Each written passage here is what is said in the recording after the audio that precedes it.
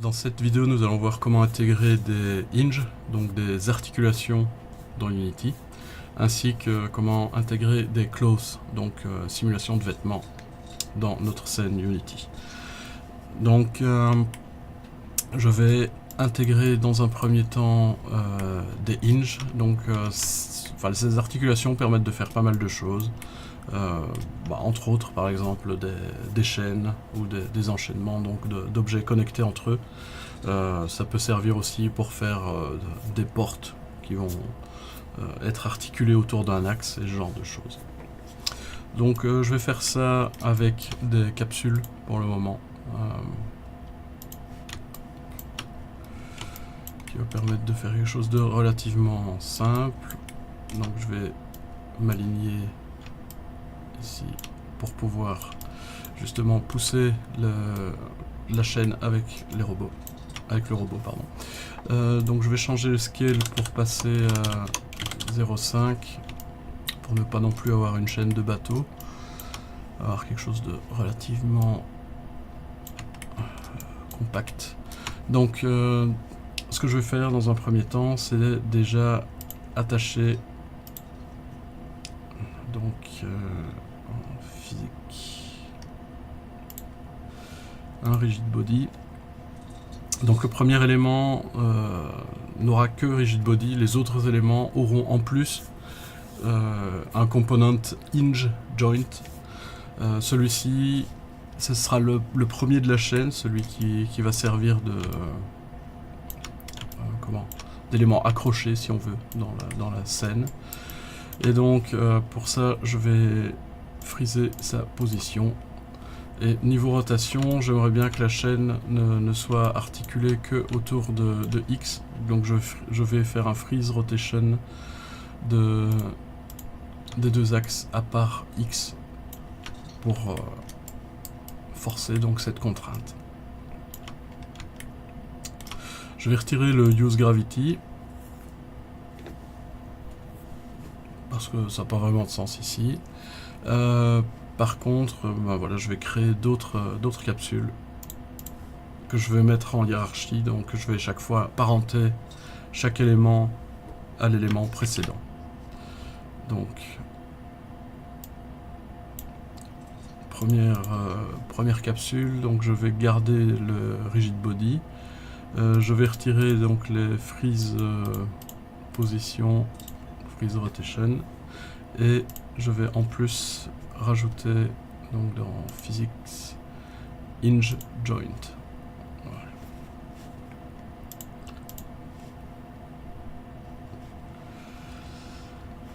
Ok, donc je vais faire quelques duplicata et je vais systématiquement donc attacher la capsule précédente, suivante à la précédente.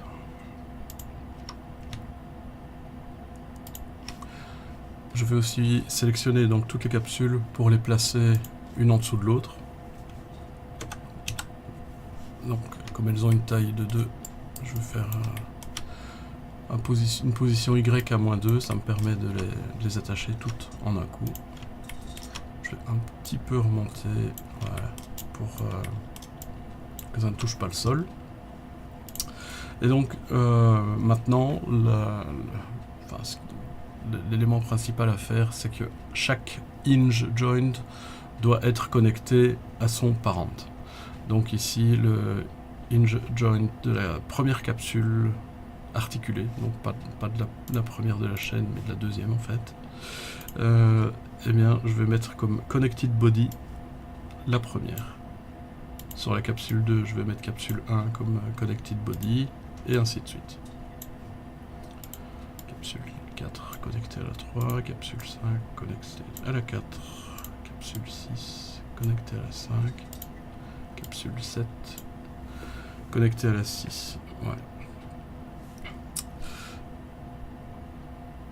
Alors, je vais légèrement tourner la chaîne pour que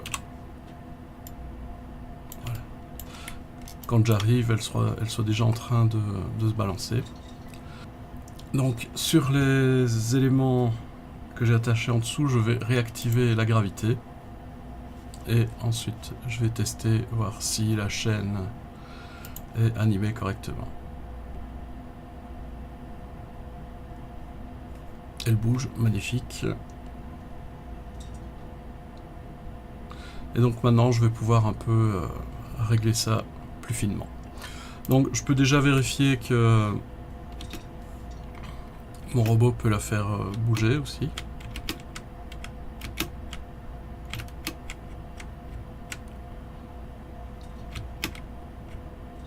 Donc on peut déjà remarquer par défaut qu'il n'y a pas de collision entre les maillons de la chaîne. Donc je peux arriver à replier les différents maillons un peu comme je veux. On peut changer ça évidemment.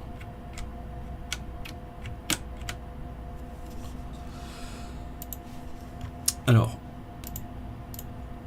donc déjà, élément assez important, la masse de chacun des rigid body. Donc ici j'ai une masse de 1. Donc ça fait déjà une chaîne relativement lourde. Bon, ce que je peux faire pour alléger la chaîne, c'est modifier la masse des différents rigid body. Je peux mettre 0.2 par exemple. Donc j'aurai une chaîne qui sera un peu plus légère et qui tombera moins lourdement sur le perso. Donc ça c'est un peu à vous à régler comme vous voulez. Maintenant, qu'est-ce qui est intéressant dans les réglages des hinges? Il y a pas mal de choses sur lesquelles on va pouvoir jouer. Donc on a les différents connected body. Donc ça on a vu que c'était fait correctement puisque ça a marché. On voit aussi que par défaut on est en auto configure connected encore, donc ça c'est pas plus mal, il fait automatiquement le positionnement du point d'ancrage. Donc là ça simplifie pas mal les choses. Alors qu'est-ce qu'on peut faire? Pas mal de trucs assez sympas. Déjà on peut modifier l'axe autour duquel on tourne. Donc par défaut c'est bien l'axe X. Donc ça tombe bien parce que c'est celui qui nous arrange, hein, l'axe X. Donc c'est l'axe transversal ici. Mais on peut très bien forcer l'axe à un autre axe, ou un axe totalement quelconque. Donc par exemple si vous faites une porte articulée, ce sera un axe qui sera en 0, 1, 0. Ici, comme c'est quelque chose qui pend sur cet axe-ci, c'est en 1, 0, 0. Mais voilà, on peut faire un peu ce qu'on veut. Alors, dans les différents éléments qu'on retrouve, il y a le spring, par exemple. Donc le spring, ça permet de forcer la chaîne à retourner à une position particulière. Donc, par exemple, je peux forcer l'orientation du hinge à aller dans une position donnée. Donc par exemple pour une porte, c'est un peu comme si vous mettiez un ressort qui permettait à la porte de se refermer automatiquement, quoi.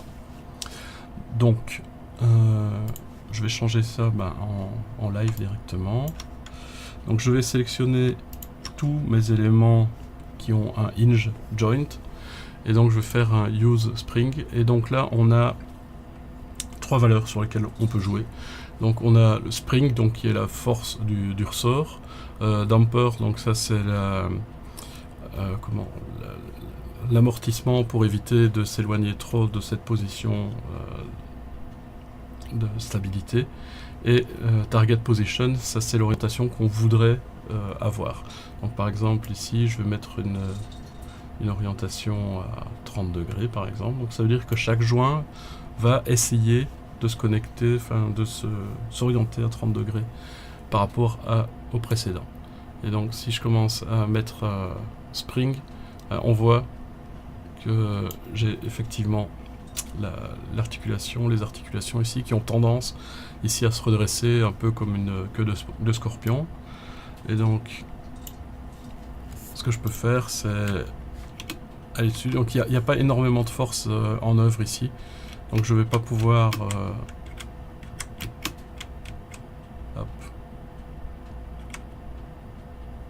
je vais pas pouvoir rester en fait dans ce croissant de lune, mais voilà, ça permet de forcer un peu. Donc ça peut être utile, par exemple, si sur un personnage vous voulez faire comment une queue de cheval, par exemple, qui est orientée dans un certain axe, etc. Pour éviter que ça tombe complètement de la tête et que ça fasse quelque chose de pas très réaliste. Donc ça, voilà, avec ça, on peut jouer. Donc le spring, c'est l'intensité du ressort. Si je mets quelque chose qui est vraiment plus fort, ça va essayer de conserver cette orientation, mais ça ne va pas quand même permettre de... Hop, y arriver.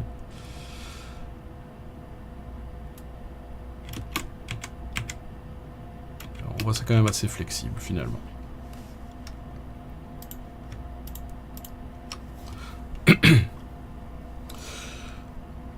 Donc ça c'est le spring. Donc si je relâche le spring, hop, je me retrouve avec une chaîne qui n'a plus cette contrainte en plus. Le use motor, c'est assez intéressant, ça permet de motoriser un axe. Et donc par exemple, je vais faire ça sur un autre objet. On peut faire un tourniquet, par exemple, animé, qui peut empêcher le robot de passer. Donc cette fois-ci je vais faire ça avec un cube.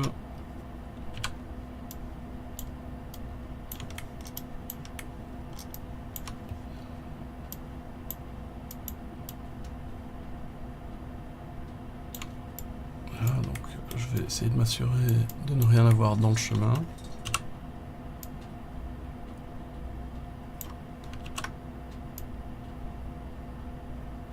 Ça a l'air d'aller. Donc,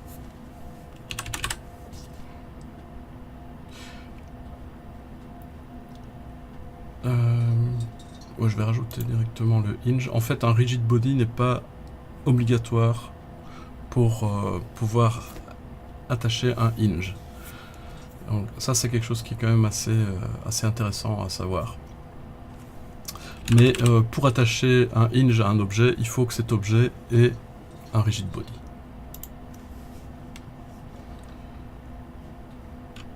Donc ici, je vais le faire tourner donc, autour de l'axe Y.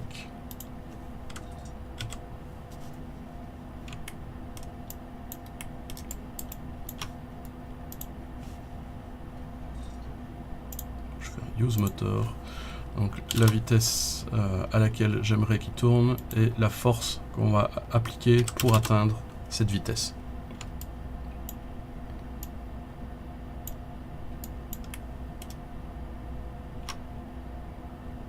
Donc on voit qu'évidemment il y a interaction entre les deux éléments physiques puisque ma box a un box collider.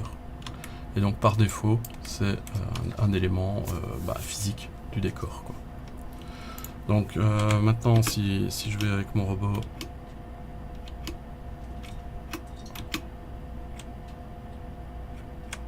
donc on voit ici j'ai pas une très grande force. Et en fait, ce que j'arrive à faire surtout, c'est à caler l'élément. Maintenant, ce que je peux peut-être faire, c'est... Ah oui, je vais peut-être le décaler avant de démarrer. Voilà, c'est de me mettre comme ça, pour qu'il puisse me pousser, parce que là, en fait, comme le centre était sur l'axe où passait le robot, c'était pas très intéressant, en fait. Ouais. Donc...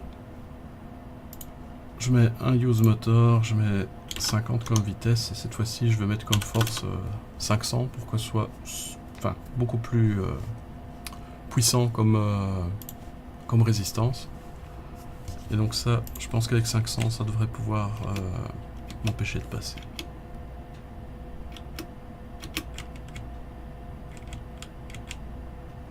Voilà, on voit ça pousse le robot mais c'est pas encore... il y a moyen d'y aller au forcing. Voilà. Donc 500 n'est pas encore assez.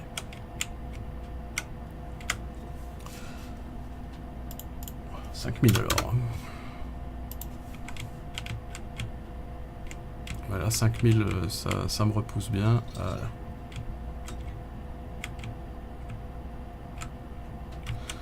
Donc la force a de l'importance et la masse aussi, si jamais je mets effectivement un rigid body, ça peut influencer aussi.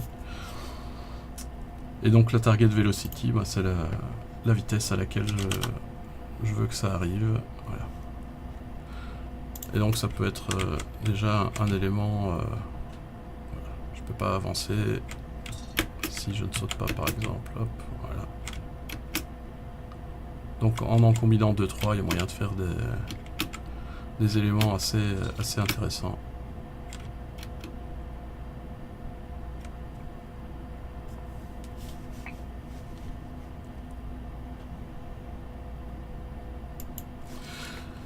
Alors, qu'est-ce qu'on retrouve encore comme autre paramètre? Donc, on a target velocity, force. Alors, le free spin. Donc, le moteur ne va jamais essayer d'aller à l'encontre du mouvement qu'on veut appliquer. Ça va uniquement essayer de l'accélérer, quoi. Donc voilà, c'est juste à ça que sert le free spin. On peut aussi forcer des limites. Donc comme on demande au hinge d'être articulé autour d'un axe, on peut lui dire les limites de mouvement possible, donc ce qui est évidemment intéressant pour une porte, va de tel angle à tel angle. Donc pour éviter par exemple d'avoir une porte qui peut faire 360 degrés autour de son axe, ce qui est un peu ridicule. Donc ici, avec le min et max, on peut définir l'angle minimal et l'angle maximal. Le bounciness, ça va permettre donc de...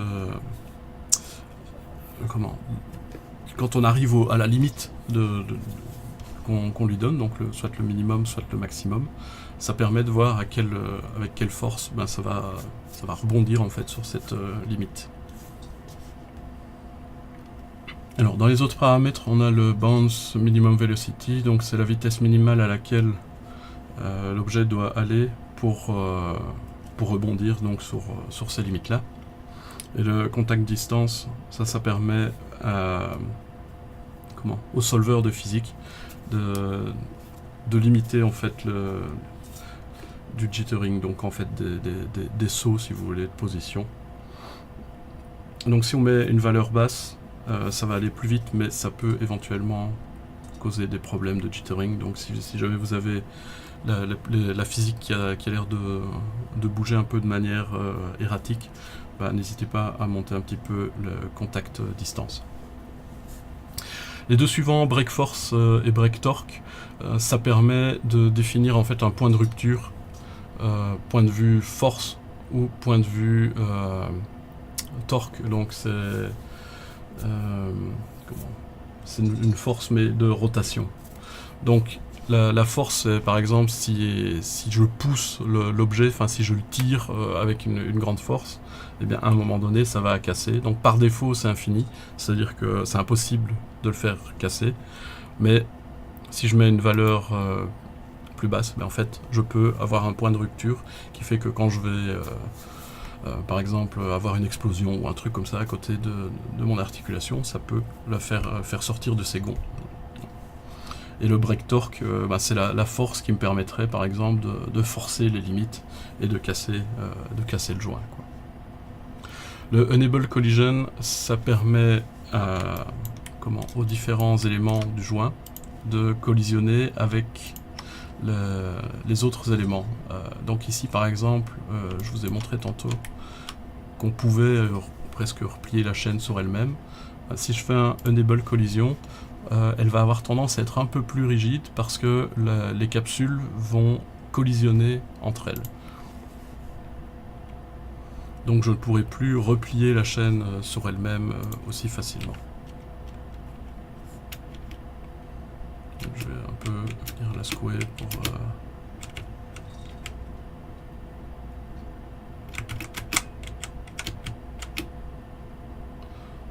Donc on voit que ça ne se replie plus comme avant. Il y a une espèce de limite implicite à la chaîne, quoi.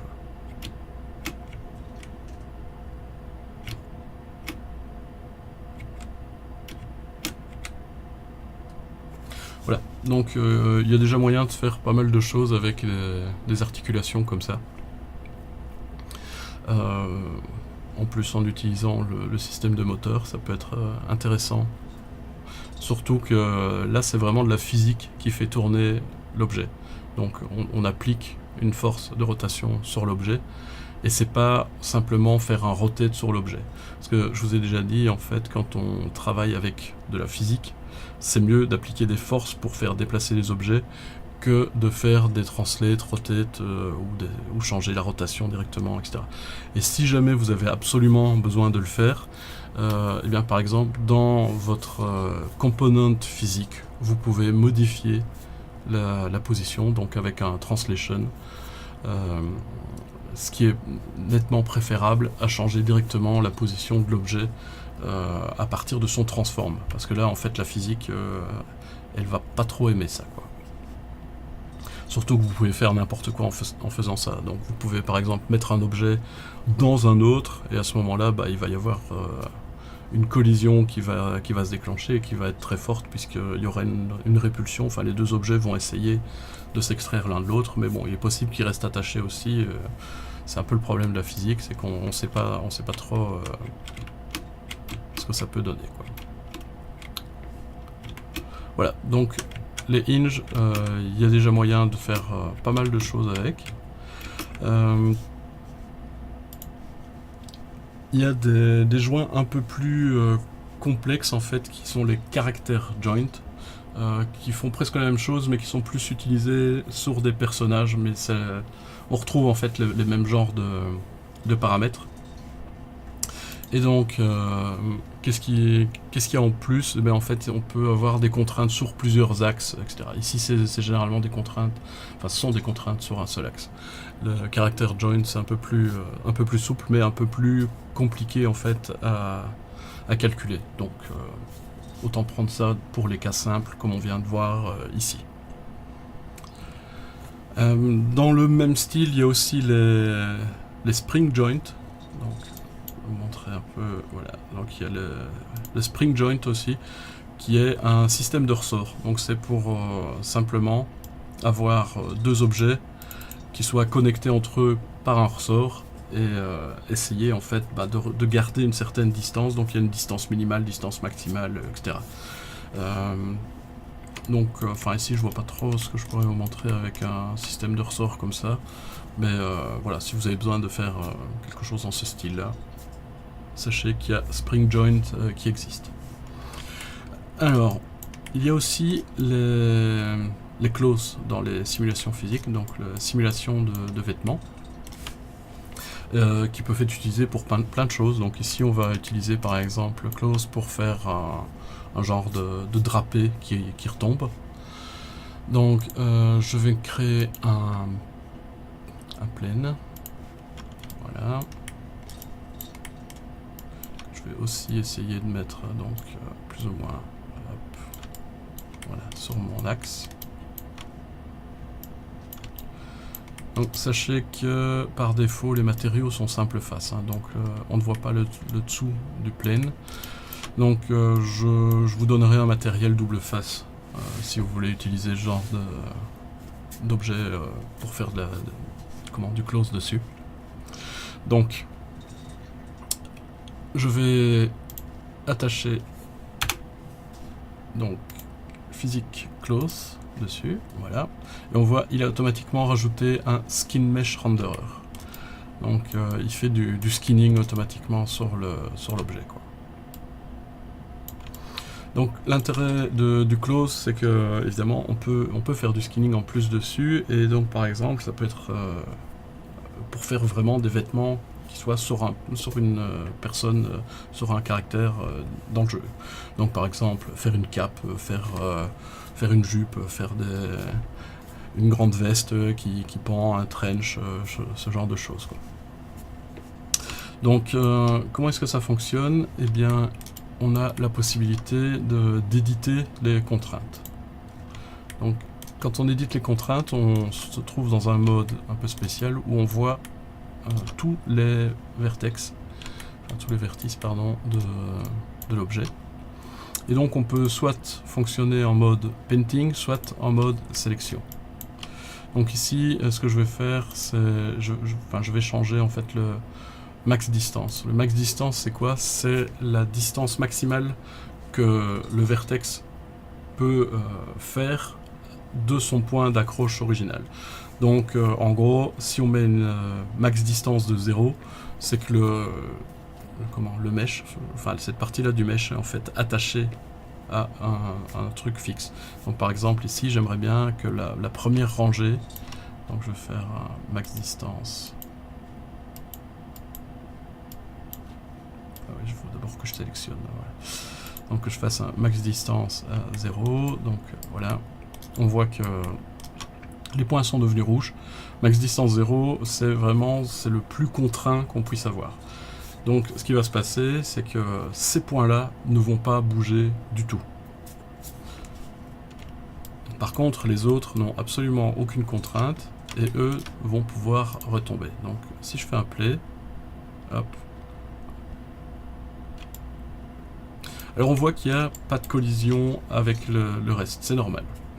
Donc en close, d'ailleurs il faut que je retire aussi ma collision ici de plane. Donc je vais retirer le mesh collider parce que j'en ai pas besoin en fait. Donc je fais un remove component. Voilà. Donc le close fonctionne en fait avec ses propres objets avec lesquels il va collisionner. Donc il teste pas systématiquement tout l'environnement pour savoir avec quoi il collisionne parce que ce serait beaucoup trop lourd en fait, ce serait beaucoup trop coûteux. Donc par exemple ici, ce que je vais faire, c'est simplement prendre en fait le collider capsule que j'ai sur mon robot. Donc on a droit à deux types de collider, soit les capsules, soit les sphères. L'avantage de ces deux types de collider là, évidemment, c'est que ça glisse facilement sur le tissu, donc c'est assez pratique.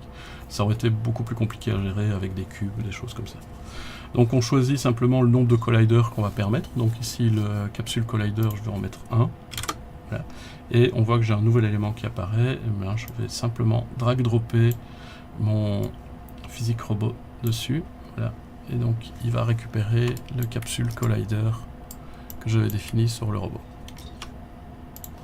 Et donc maintenant, quand je vais aller voir mon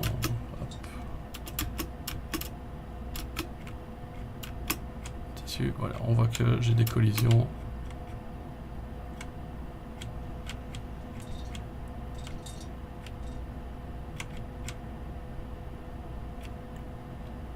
Donc il me manque évidemment la moitié du rendu, on ne voit pas les backface.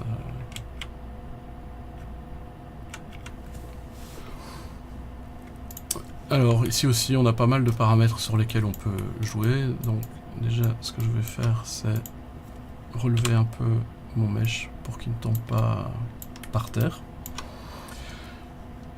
Alors on a le stretching stiffness et bending stiffness. Donc stretching stiffness c'est la rigidité d'étirement. Donc ici c'est au maximum, c'est pour éviter en fait que le tissu s'étire trop.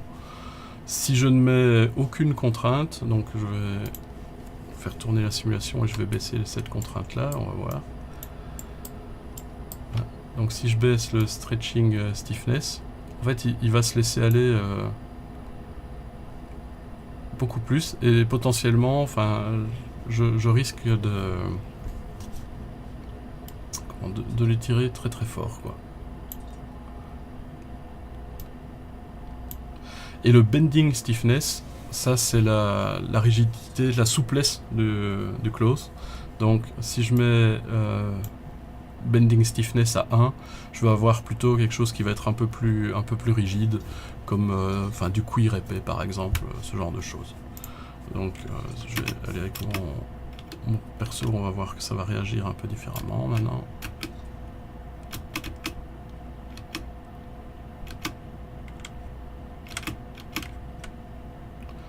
On voit que c'est un peu plus, enfin on dirait, ça ressemble plus à une grosse carpette, alors qu'avant ça avait tendance un peu à partir dans tous les sens. Donc si je retire, si je baisse le bending stiffness, on voit que c'est plus souple.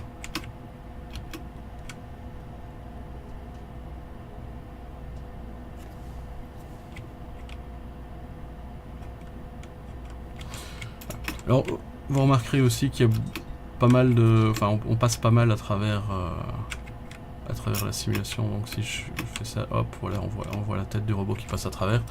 Malheureusement, c'est très courant d'avoir ce genre de problème-là avec une simulation de close, parce qu'il y a énormément de contraintes qui sont mises en œuvre. Et si on veut avoir quelque chose qui fonctionne vraiment super bien, on doit augmenter sans doute le solver frequency. Donc ça, c'est le nombre de fois par seconde qui va essayer de résoudre en fait la simulation de vêtements. Donc si je mets 1200, ça va déjà aller mieux, mais ça veut dire que c'est quand même 10 fois plus coûteux. Et on voit que j'ai moins de problèmes. Enfin, je pense que je dois en avoir toujours, voilà, mais moins quand même. Mais bon, ça c'est extrêmement coûteux de faire comme ça. Une autre solution, c'est éventuellement de mettre, par exemple sur la tête du robot, je pourrais attacher une sphère un peu plus grosse que je vais rajouter dans les sphères collider ici, ce qui me permettra de ne pas avoir la tête qui passe à travers le vêtement, quoi. Alors, il y a pas mal d'autres options aussi, donc Use Tethers, donc ça permet en fait de stabiliser la simulation, et c'est conseillé de les mettre. Donc c'est moins coûteux de ne pas les mettre, mais vous risquez d'avoir la simulation qui part un peu en sucette, quoi. Use Gravity, ça vous en doutez, c'est pour utiliser la gravité et donc avoir le tissu qui retombe. Si je le retire, voilà, j'ai le tissu qui n'a plus aucune contrainte et qui tourne librement. Je remets la Gravity, hop, ouais. Damping, c'est la résistance. Donc plus je monte, plus ça va avoir tendance à rester figé. Donc,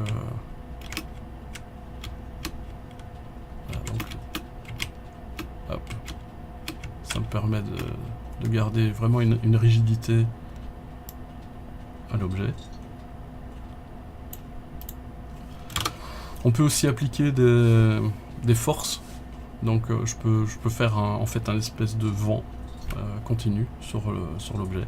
Donc avec External Acceleration, ça va être un vent continu. Donc ça va être toujours la même intensité tout le temps. Donc ici j'ai une intensité de 4. Voilà. Ou je peux mettre un Random Acceleration, ce qui est un peu plus intéressant parce que ça va amener un peu plus de variété, quoi. Donc là en fait ça va souffler, puis ça va baisser en intensité, puis ça va revenir, etc. Donc ça va donner quelque chose de plus naturel d'utiliser le Random Acceleration.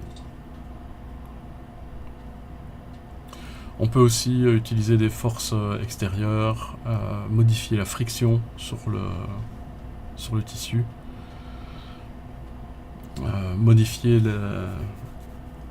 le mass scale appliqué sur le tissu.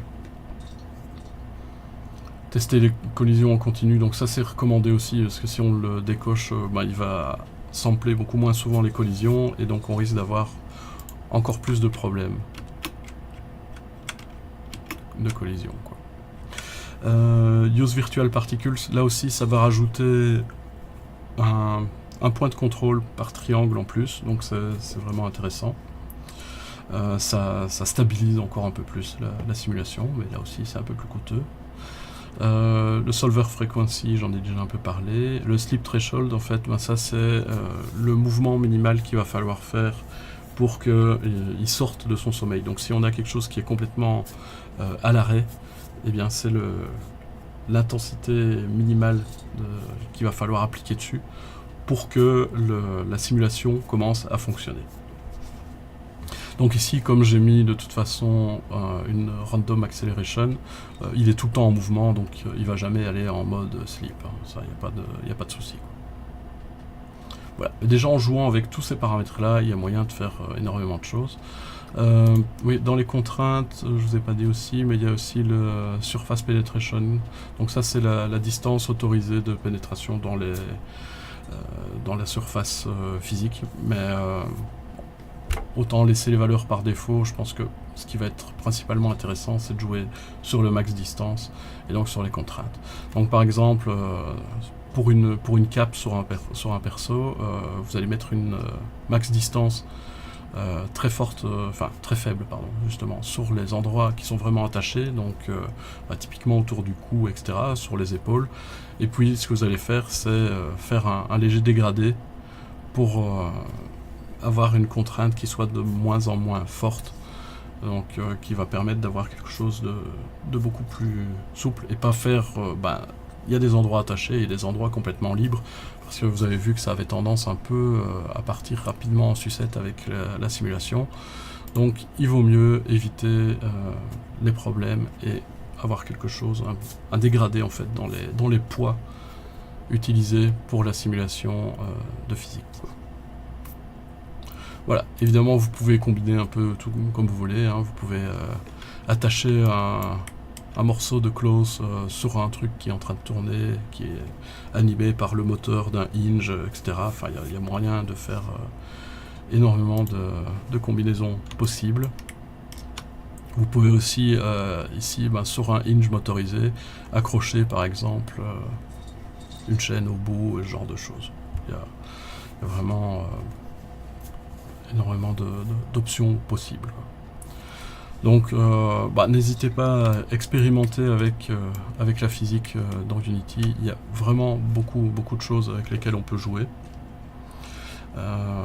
Donc les hinges permettent vraiment pas mal de choses, y compris des éléments, des puzzles physiques, ce genre de choses. Donc là aussi, si vous voulez faire des portes qui s'ouvrent, etc., ça peut être sympa de fonctionner avec de la vraie physique, de faire un petit tourniquet quand le robot passe à un endroit, ce genre de choses. Voilà, je pense que globalement, vous avez déjà pas mal d'infos. Et maintenant, vous pouvez jouer avec ça et voir tout ce qu'il y a, toutes les options possibles en fait de la physique de Unity.